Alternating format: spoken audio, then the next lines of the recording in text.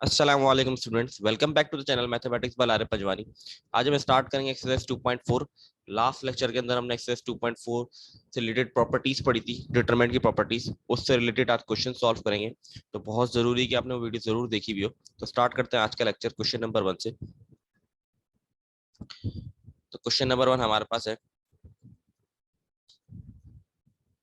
Late ए, एक ए matrix हमें given है और सवाल है वेरीफाई दैट ए डिटरमिनेंट बराबर है ए ट्रांसपोज डिटरमिनेंट के। इसी बिल्कुल सेम एग्जैक्ट क्वेश्चन, इसी तरीके के क्वेश्चन हमने लास्ट लेक्चर के अंदर एग्जांपल सॉल्व की थी, बुक की एग्जांपल भी देखी थी हमने उसके अंदर लेक्चर के अंदर, लास्ट लेक्चर के अंदर। वैसे ही बिल्कुल एग्जैक्टली इसको सॉल्व करना है, वेरीफाई करना है कि ए डिटरमिनेंट बराबर होता है ए ट्रांसपोज डिटरमिनेंट के। लेफ्ट हैंड साइड में सबसे पहले हमने डिटरमिनेंट फाइंड आउट किया हुआ है। डिटरमिनेंट निकालना आप सबको आना चाहिए, क्योंकि हमने लास्ट लेक्चर में डिटरमिनेंट बहुत सारी चीजों में पढ़ा, एक्सरसाइज 2.3 में हमने बहुत डिटेल में पढ़ा है इसको, तो कोई इतनी मुश्किल होनी नहीं चाहिए आपको। ठीक है, तो ये हमने डिटरमिनेंट फाइंड आउट किया, तो डिटरमिनेंट एट दी हमारे पास आ गया 83। ये लेफ्ट हैंड साइड क्या है, जिसमें सिर्फ ए डिटरमिनेंट है। राइट हैंड साइड में सबसे पहले हमें करना पड़ेगा ट्रांसपोज पे डिटरमिनेंट निकालेंगे। तो ट्रांसपोज भी आपने पढ़ा हुआ है, एक्सरसाइज 2.3 में पढ़ा, 2.2 में पढ़ा है। तो इसके अंदर हमें सिंपली करना होता है, रॉ से कॉलम है, कॉलम्स रॉज में कन्वर्ट हो जाती है। जैसे कि ये एक रॉ है तो ये कॉलम बन गई, इसी तरह बाकी रॉज भी कॉलम में कन्वर्ट कर दी गई। तो पहला स्टेप हमने किया, ट्रांसपोज अप्लाई किया। फिर इसका हमने डिटरमिनेंट निकाला, और इसका डिटरमिनेंट निकाला तो वो भी आ गया 83। तो दोनों साइड्स बराबर आ गई, तो हम लिख देंगे वेरीफाइड। तो ये था क्वेश्चन नंबर 1 बुक का, एक्सरसाइज 2.4 का। और इसी से रिलेटेड हमने एग्जाम्पल भी की थी, तो अगर लास्ट लेक्चर जिसने देखा हुआ उसके लिए कोई मुश्किल नहीं होगी इस क्वेश्चन के अंदर। और बहुत जरूरी है कि आपने लास्ट लेक्चर जरूर देखा हुआ हो, क्योंकि वो प्रॉपर्टीज हम आगे जाके अप्लाई करेंगे क्वेश्चन में। तो मूव करते हैं नेक्स्ट क्वेश्चन के ऊपर। क्वेश्चन नंबर 2 है, without expanding expanding proof that, मतलब डिटरमिनेंट निकालने के बगैर हमें सॉल्व करना है, प्रॉपर्टीज अप्लाई करके इसको सॉल्व करना है। तो सबसे पहला स्टेप जो मैंने इसके अंदर किया वो क्या है, ऐड R2 टू R1। मतलब R2 मीन रॉ नंबर 2 को रॉ नंबर 1 में ऐड कर दें। तो जैसे यहाँ पे लिखा है Z, तो Z यहाँ पे ऐड हो जाएगा, तो ये बन जाएगा XYZ।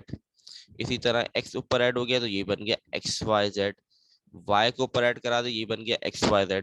ऑर्डर में नहीं भी लिखेंगे तो मैटर इतना नहीं करेगा, क्योंकि सब ऑलरेडी पॉजिटिव फॉर्म में है। लिख दे तो ज्यादा बेहतर है, XYZ। ठीक है, फिर फर्स्ट रॉ में से मैंने कॉमन ले लिया। नेक्स्ट स्टेप क्या, टेकिंग कॉमन फ्रॉम रॉ 1। जो जो स्टेप हम करेंगे वो उसको मेंशन जरूर करना है इस क्वेश्चन, इन क्वेश्चंस के अंदर।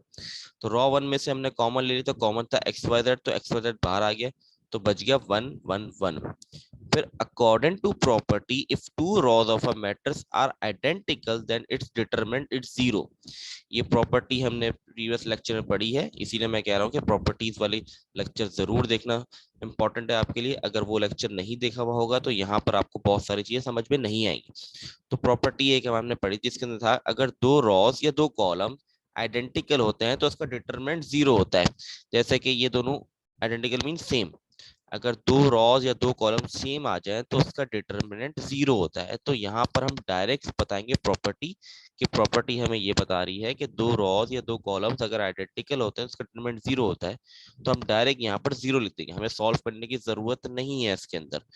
सिर्फ हमें लेकिन प्रॉपर्टी मेंशन करना बहुत जरूरी है, क्या प्रॉपर्टी हम अप्लाई कर रहे हैं। तो इसका डिटरमिनेंट जीरो हो गया, तो जीरो से multiply x plus y plus z हुआ, तो ये भी जीरो हो गया, तो ये प्रूव्ड हो गया।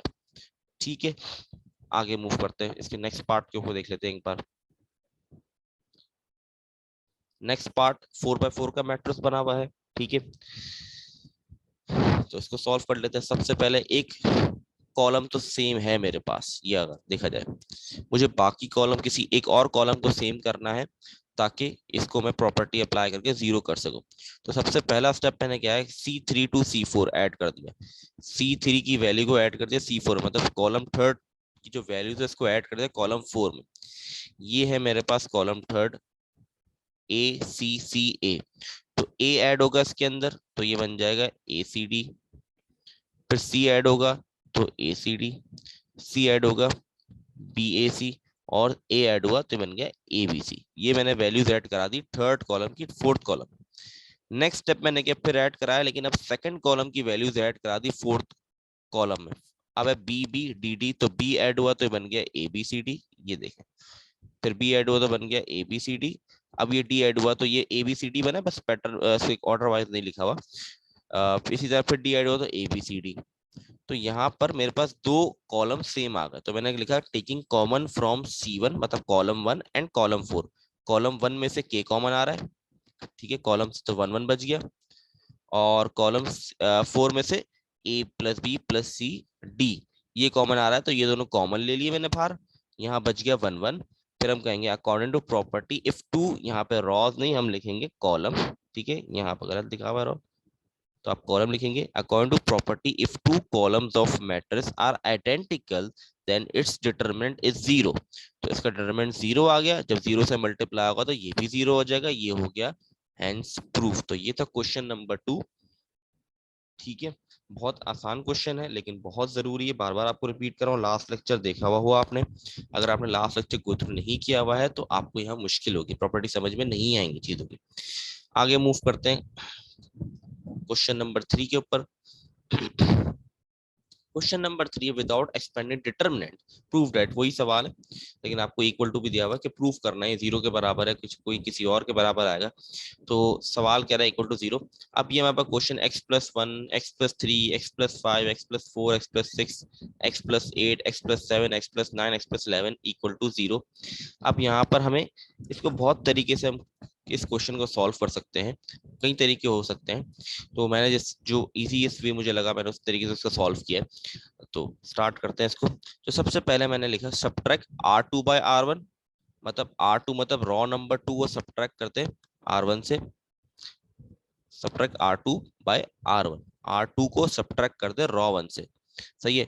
तो यहाँ पे देखें ये आ गया, माइनस कर दिया मैंने रॉ 1 की वैल्यू को, ठीक है, माइनस कर दिया मैंने रॉ 1 की वैल्यू को, माइनस कर दिया मैंने रॉ 1 की, एंड R3 बाय R2 मतलब रॉ 3 को माइनस कर दे रॉ 2 से, तो ये माइनस कर दिया रॉ 2 से, ये माइनस कर दिया रॉ 2 से, ये माइनस कर दिया रॉ 2 से, ठीक है। फिर मैंने ये माइनस अंदर जाएगा तो साइन चेंज करेगा, ये साइन चेंज कर दी सबकी, सबकी साइन चेंज हो गई। अब positive negative x cut down हो जाएगा, सब में पॉजिटिव नेगेटिव कट डाउन हो रहा है। 4 - 1 3, 6 - 3 3, 8 - 5 3, 7 - 4 3, 9 - 6 3, 11 - 8 3। तो अगर आप देखें तो रॉ 2 एंड रॉ 3 हमारी बन गई 3 3 3 3 3। तो इसमें से जैसे ही हमने ये 3 3 बना दिया, दोनों रॉ सेम कर दी, तो प्रॉपर्टी के मुताबिक दो रॉस अगर सेम है, आइडेंटिकल है, तो इसका डिटर्मिनेंट जीरो होगा, तो ये हो गया हेंस प्रूफ। मुझे जीरो के बराबर ही इसको प्रूफ करना था, तो ये हो गया प्रूफ। तो बहुत इजी क्वेश्चन था, ठीक है, बहुत तरीकों से इसको सॉल्व किया जा सकता है, तो ये इजीएस्ट वे मुझे लगा तो मैंने इसको इस तरीके से सॉल्व किया। तो नेक्स्ट पार्ट में मूव ऑन करते हैं क्वेश्चन नंबर 3 के। नेक्स्ट पार्ट है हमारे पास B+C, A, B, C+A, B, C and A+B equal to 4AB। अब जीरो के बराबर नहीं लेना, मुझे 4AB बनाना है, ठीक है। इसका मतलब इसको हम कोई हमें रॉस को एक कॉलम को सेम करने की जरूरत नहीं है, इसके अंदर बनाने की जरूरत नहीं है। तो इन सवालों में कोशिश करनी होती है जितना हम सिंप्लीफाई या इजी कर रहे हैं मैटर्स को, वो हमें कोशिश करनी होती है। किस तरीके से देखें, पहला स्टेप किया, R2 को R1 में ऐड कर दिया, मतलब R2 की वैल्यू को R1 में ऐड कर दिया। तो R2 में B है, इसको ऐड करना है मुझे R1 में। जब ये B प्लस होगा यहाँ पे तो ये बन जाएगा 2B, ठीक है, B+B 2B होता है। इसी तरह C+A जब ऐड होगा तो ये बन जाएगा 2A+C, A+A 2A होता है और C एज इट इज रहा। इसी तरह B यहाँ ऐड होगा तो बन जाएगा A+B। ये मेरा फर्स्ट स्टेप था। नेक्स्ट स्टेप, R3 इन R1 मतलब ऐड R3 इन R1। अब R3 की वैल्यू को ऐड करना है, तो जब C यहाँ ऐड हुआ तो ये बन गया 2C, C यहाँ ऐड हुआ तो बन गया 2C, A+B यहाँ ऐड हुआ तो बन गया 2A+2B, ठीक है। अब मैंने कॉमन ले लिया रॉ नंबर 1 से 2 को, ये मैंने 2 बाहर जो लिखा हुआ ये रॉ नंबर 1 से कॉमन लिया हुआ 2 है, ठीक है।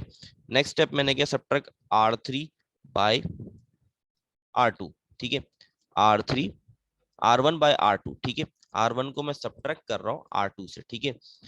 तो यहाँ पर जब मैंने ऊपर सब्ट्रैक्ट किया इसको, ये जब ये B ऊपर जाके सब्ट्रैक्ट करेगा, यहाँ पर देख लेते हैं, B ऊपर जाके सब्ट्रैक्ट होगा तो B से B कट जाएगा, C बच जाएगा मेरे पास। मैं पहले क्लियर करता सारी चीजें। अच्छा बी ऊपर जाएगा, जब सब्ट्रैक्ट होगा तो बी से बी कट जाएगा, क्योंकि पॉजिटिव भी नेगेटिव भी कट डाउन हो जाएंगे, सी बच जाएगा, ये रहा सी। इसी तरह सी प्लस ए ऊपर जाएगा तो साइंस चेंज होगी, तो ये ए और सी दोनों कट हो जाएंगे, जीरो बच जाएगा। इसी तरह बी ऊपर जाके माइनस होगा तो प्लस का भी माइनस का भी कट जाएगा, ए बच जाएगा। ठीक है, बाकी सब चीजें अपनी जगह पर है। ठीक है, अब ये करने की जरूरत क्या थी वो मैं आपको आगे बताता हूँ। इसी तरीके से अब मैंने लिखा है सब्ट्रैक्ट R2/R3। ठीक है, अब ये सी ऊपर गया तो ये हो गया बी माइनस सी, ये सी ऊपर जाएगा ये तो हो जाएगा प्लस का सी माइनस का टी, कट डाउन हो गया, ए बच गया। ए प्लस बी ऊपर गया तो बी से बी कट जाएगा, ए बच जाएगा माइनस का ए। ठीक है, माइनस का ए कैसे बचा बताता हूँ, ये बी है, ऊपर जाएगा ए माइनस बी, तो ये माइनस का ए हो जाएगा और माइनस का बी हो जाएगा, क्योंकि साइंस मल्टीप्लाई होती है, ये कट जाएगा और बच जाएगा माइनस का ए। ठीक है, अब ये सब करने की जरूरत इसलिए पड़ी कि मुझे कोशिश करनी थी जितनी मैं सिंप्लीफाई कर दूं इक्वेशन ओ मैट्रिक्स को, उतना मेरे लिए आसान होगा डिटरमिनेंट सॉल्व करना। अब इसके आगे जो हमने स्टेप्स क्यों किया कि डिटरमिनेंट सॉल्व किया, डिटरमिनेंट निकालने का तरीका सबको आता, टू तो ऑलरेडी मौजूद था, यहाँ पर सी लिया, इसकी रॉ सी कॉलम गई ए माइनस ए सी, ए प्लस बी बचा। इसी तरह देखिए सेकंड वैल्यू जीरो है तो वो लिखने की जरूरत होती नहीं, तो क्योंकि जीरो है तो सब जीरो कर देगा, मैंने लिखा ही नहीं। फिर हमारे पास थर्ड वैल्यू है ए, इसकी रॉ और कॉलम हटाई, फिर बचा बी माइनस सी, ए सी और सी। फिर मैंने सिंपल ए को ए प्लस बी से मल्टीप्लाई कराया तो ये बन गया A square A B minus ए सी। इसी तरह बी माइनस सी को सी से मल्टीप्लाई कराया, बना बी सी माइनस सी स्क्वायर। ठीक है, सी मल्टीप्लाई हो गया ए से तो ए सी बन गया। अब ये जो आगे स्टेप्स है मैं आपको करके दिखा देता हूँ एक बार, इसको मैं क्लियर कर देता हूँ पहले। तो यहाँ पर हुआ क्या हमारे पास, ये हो गया हमारे पास A square plus A B minus A C, यहाँ पर सी भी है तो ये ब्रैकेट में बंद कर देते हैं, क्योंकि ये जो सी है ये इसकी बात कर रहा हूँ। जब ए इससे मल्टीप्लाई हुआ तो बन गया A square A B plus A B, और ए जब सी से मल्टीप्लाई हुआ तो बन गया ए सी। ठीक है,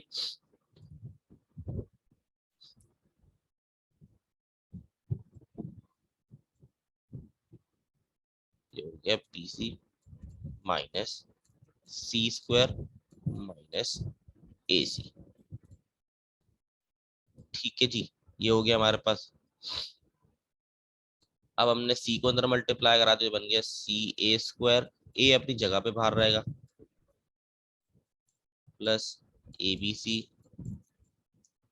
माइनस ए सी स्क्वायर, सी सबसे मल्टीप्लाई हुआ। इसी तरह यहाँ पर ए सबसे मल्टीप्लाई होगा तो a B C minus A C square, ये प्लस का ए सी स्क्वायर गलत लिखा है। मैं बता प्लस का क्यों, क्योंकि यहाँ पर माइनस का ए था। ठीक है, इसके अंदर मिस्टेक हुई हुई थी।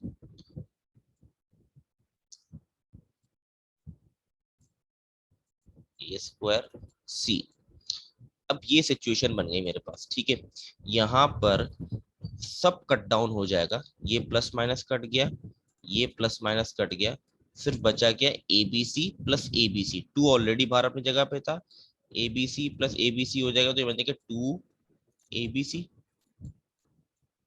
और जब टू मल्टीप्लाई करो बन जाएगा फोर ए बी सी, और यही मुझे एट द एंड प्रूफ करना था, तो ये एट द एंड मेरा हो गया answer, hence proved. Hence proof भी लिखना जरूरी है। ठीक है, तो ये था हमारा क्वेश्चन। तो आई होप आप लोग क्लियर होंगी चीजें। आगे मूव करते हैं, क्वेश्चन नंबर 4 है हमारे पास। अच्छा जी, क्वेश्चन नंबर 4 बहुत इजी क्वेश्चन है, मुश्किल नहीं है। ये तीनों बराबर हैं, प्रूफ करना है। ऊपर नीचे वैल्यू या थोड़ी डिफरेंट की गई है, वैल्यूज को थोड़ा चेंज किया गया इन्होंने, और कुछ नहीं है मैटर। एक में लिखा है a b c x y z p q r, एक में लिखा है वाई एक्स जेड कॉलम में लिखा हुआ है, बी ए सी पर कॉलम में, और पी क्यू आर फिर एक कॉलम में। इसी तरह एक्स वाई जेड लिखा है पी क्यू आर और ए बी सी। तो मैंने सबसे पहले लेट कर लिया, ये पहला ए के बराबर, दूसरा बी के बराबर, तीसरा सी के बराबर। मैंने ए मैट्रिक्स लिया। ठीक है, यहाँ पर मैंने क्या किया मैं आपको बताता हूँ, यहाँ पर मैंने इंटरचेंज किया है। जब हम इंटरचेंज करते हैं रॉ कॉलम को या किसी भी चीज को, जैसे कि यहाँ पर मैंने क्या इंटरचेंज किया मैं आपको बताता हूँ। मैंने यहाँ पर लिखा है R1 और R2 को इंटरचेंज कर दिया, मतलब रॉ 1 और रॉ 2 को इंटरचेंज कर दिया। मतलब कि यहाँ x y z second row में लिखा था, मैं इसको ले गया फर्स्ट पे, और आई बी सी फर्स्ट रॉ पे लिखा था, इसको ले गया सेकंड पे। जब भी आप इंटरचेंज करते हैं तो बार -1 लगता है। पहला स्टेप आप ये याद रखिए, लिखा हुआ नहीं है, आपने याद रखना है। जब भी आप रॉ हो या कॉलम को इंटरचेंज करेंगे तो बार -1 लगेगा। फिर मैंने वापस इंटरचेंज किया, फिर मैंने इंटरचेंज किया R2 R3 को, मतलब ABC को मैं नीचे ले गया थर्ड रॉ में, और PQ जो थर्ड में था उसको सेकंड पे ले आया, तो फिर -1 लग जाएगा। तो बाहर 2 बार -1 लगा तो वो ऑटोमेटिकली पॉजिटिव हो गया। तो -1 मल्टीप्लाई -1 पॉजिटिव।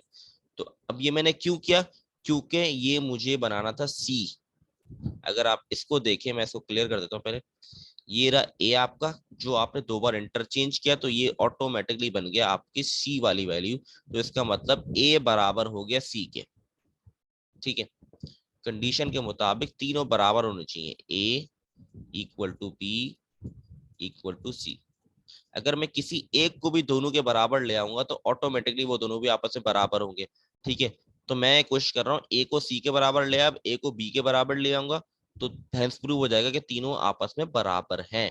ठीक है, ये तो मैंने एक प्रूफ कर दिया। अब वापस मैंने ए सेट लिया और उस पर अप्लाई कर दिया ट्रांसपोज। ट्रांसपोज से अगर रॉ कॉलम कॉलम रॉस, तो ए बी सी बन गया हमारा ये, एक्स वाई जेड बन गया ये, और पी क्यू आर बन गया ये। सही है, फिर मैंने यहाँ भी इंटरचेंज किया। पहले मैंने R3 R2 को कर दिया। ठीक है, ये यहाँ पे रॉ 1 और रॉ 2 को मैंने इंटरचेंज कर दिया। बी वाई और क्यू ये ऊपर चले गए और ए एक्स और पी नीचे आ गए। ठीक है, रॉ को इंटरचेंज किया। नेक्स्ट स्टेप के अंदर मैंने कॉलम इंटरचेंज कर दी, कॉलम 1 कॉलम 2। तो ये चीज यहाँ पर आ गई और ये चीज यहाँ चले गई इंटरचेंज। डबल इंटरचेंज क्या मतलब, -1 2 बार बाहर आएगा। जब -1 2 बार बाहर आया तो वो ऑटोमेटिकली पॉजिटिव कर दिया उसने, मतलब बाहर नेगेटिव टर्म लिखने की जरूरत नहीं है। ठीक है, मैं फिर रिपीट कर रहा हूँ, जब भी आप कोई वैल्यू इंटरचेंज करेंगे, कोई भी रॉ या कॉलम इंटरचेंज करेंगे तो -1 लगाना जरूरी है। यहाँ पर 2 बार इंटरचेंज किया मैंने, इसीलिए बाहर पॉजिटिव का मैट्रिक्स बना हुआ है, नेगेटिव नहीं बना। और देखें आप, 2 बार इंटरचेंज करने के बाद ट्रांसपोज अप्लाई करने के बाद ये ऑटोमेटिकली बी वाली वैल्यूज बन गई। ठीक है, और ए बराबर हो गया बी के। जब ए बराबर है सी के, ए बराबर है बी के, तो बी और सी भी बराबर होंगे। तो ये हो गया हमारा हैंस प्रूफ्ड। बहुत ही इजी क्वेश्चन था ये। और याद रखिएगा कि ये एक्सरसाइज आपकी शॉर्ट में जरूर आएगी। अगर पुरानी बुक से रिलेट किया जाए तो ये पुरानी बुक में भी ये टॉपिक था और इसका एक क्वेश्चन हर साल शॉर्ट में जरूर आता था।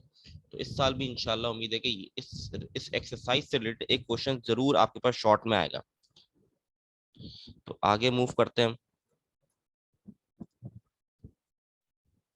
ये हमारा लास्ट क्वेश्चन है इस एक्सरसाइज का। ये भी बहुत आसान सवाल है। If ABC are different, then this is equal to 0. Then show that y plus 1 plus ABC equal to 0. इसके बराबर लाना है इस मैट्रिक्स को। तो हम क्या करेंगे देखते हैं। सबसे पहले हमने प्रॉपर्टी एक हमने पढ़ी जिसके अंदर हम बिल्कुल प्लस की फॉर्म में वैल्यूज को दो हिस्सों में तोड़ देते हैं मैट्रिक्स को, और वही हमने यहाँ पे किया है। यहाँ था 1 प्लस ए स्क्वायर, तो एक बार 1 की फॉर्म में, प्लस ए स्क्वायर बी स्क्वायर और सी स्क्वायर इक्वल टू 0 के बराबर है। ठीक है, ये प्रॉपर्टी भी हम पढ़ चुके हैं। अब हमने क्या किया, यहाँ पर देखिए, यहाँ पर कुछ कॉमन तो आ नहीं रहा, तो यहाँ मैंने लिख दिया 1। इसमें कॉमन आ रहा है ए बी सी। कैसे, अगर मैं आपको फर्स्ट रॉ देखे तो इसमें से ए कॉमन आ रहा है, ए निकल गया तो 1 बच गया। स्क्वायर था एक ए बाहर आ गया तो 1 बच गया। यहाँ पे क्यूब था, एक ए बाहर चले गया तो ए स्क्वायर बच गया। इसी तरीके से सो ऑन, बी बाहर आ गया तो यहाँ पे 1 बचा, फिर बी और फिर बी स्क्वायर। सी बाहर कॉमन ले लिया, बचा 1 सी एंड सी स्क्वायर। ठीक है, इक्वल टू 0, ये कंटिन्यू रहेगा। तो इसके बाद मैंने सबसे पहले क्या किया, यहाँ पर मैंने ये दोनों आपस में बराबर हैं।